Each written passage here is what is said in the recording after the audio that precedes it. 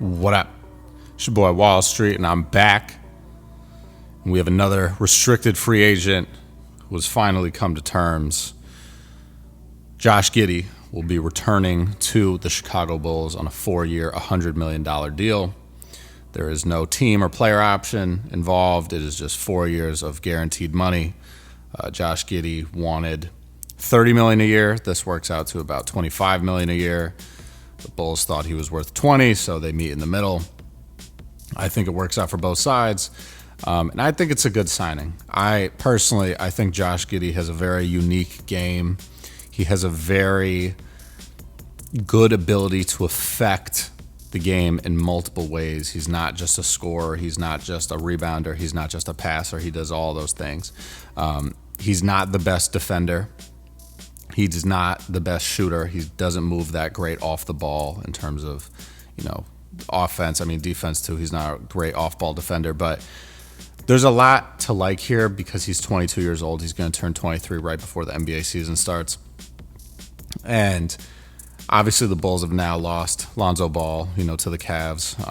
They had that trading Lonzo Ball for Isaac Okoro, who's a tough-nosed defender who I think will help the Bulls. But Josh Giddey's really going to be the guy that needs to have the ball in his hands.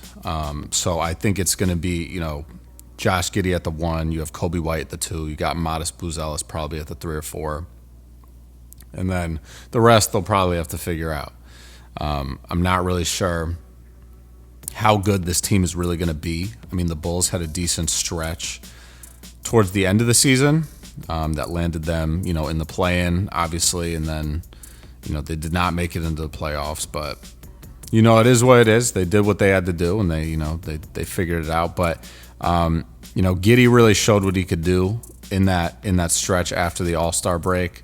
After the All-Star game, he had 21.2 points per game, 10.7 rebounds, and 9.3 assists a game for the Bulls, in which they went 17-10 in that 27-game stretch.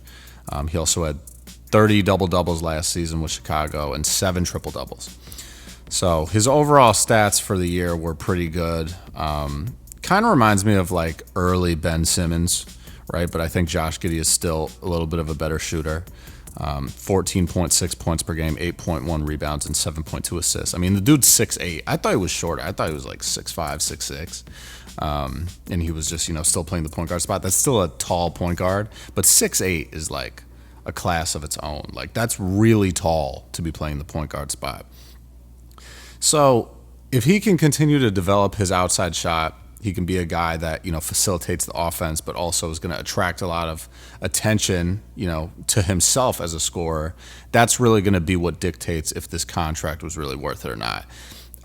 Again, I think if he's still just as a guy that puts up, call it 16 points, 8 rebounds, 8 assists, that's someone who's probably worth, $20 to $25 million a year, especially with how salary caps are moving upwards and guys are just getting paid more and more and more every single season. It seems like I can't really say that it's a bad deal, right? We'll see what happens. I also think Josh Giddey's just kind of been slandered a little bit because of like the whole situation that happened in OKC with, the possibility of having a relationship with, a minor and all this stuff. And, nothing ever seemed to come of that.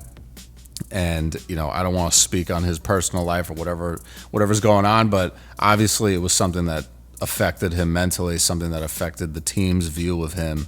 And I believe that played a role in getting him out of OKC, trading him for Alex Caruso, who obviously then helped the Thunder win a championship this past year.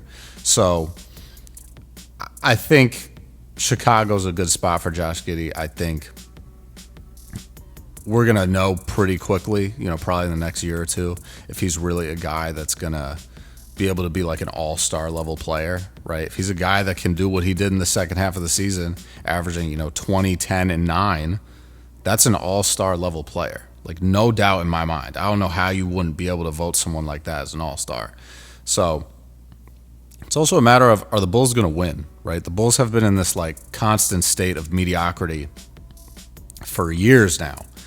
And, they're kind of like just good enough to make the play-in. They're not really making the playoffs. And if they do, they're getting out in the first round. They're not really winning a lot of games in the playoffs. I just think they need to figure out what's going on, right? And I think the pick, I believe it was the 12th pick that they had in this past year's draft where they picked Noah Asenge.